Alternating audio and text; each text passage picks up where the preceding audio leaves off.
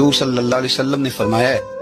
کہ جب کوئی قبر میں جاتا ہے تو وہاں بھی ماں باپ کی دعاؤں کا، بہن بھائی کی دعاؤں کا انتظار کرتا ہے، کوئی دعا مانگے سونی کر کے۔ اب آپ یقین کریں کہ وہ ایک خاص رسم ہے، انہوں نے بھی دعائیں رٹ لی ہیں، وہ پکی رٹی رٹائی کیسٹ ہے۔ اور قبر پر فاتحہ پڑھنے والوں نے بھی، چونکہ ہمیں تو توفیق نہیں نا کہ ہم کوئی دعائیں دو چار معصورہ دعائیں جو قرآن و سنت میں آئے ہیں وہ یاد کر لیں، تو ہم نے تو ڈیوٹی لگائی ہوتی ہے کہ فلاں صاحب آپ نے دعا مانگنی، اور خدا نہ خواستہ اگر امام صاحب چلے جائیں جنازے کی تکمیل کے بعد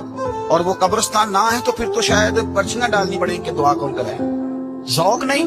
لیکن حضرت عوف بن مالک رضی اللہ تعالیٰ عنہ فرماتے اس رنگ میں حضور دعا مانگتے قبر پہ کھڑے ہو۔ حضرت طلحہ بن برا کی قبر پر پتہ ہے نبی پاک نے کیا دعا مانگی؟ حضور فرمانے لگے میرا طلحہ، اللہ تیری بارگاہ میں آیا ہے، جب میرا یہ غلام تجھ سے ملے نا تو مالک یہ بڑا کمزور ہے، یہ بڑا میٹھا ہے، بڑا پیارا ہے، اے اللہ جب میرا طلحہ تجھ سے ملے تو اسے ذرا مسکرا کے ملنا۔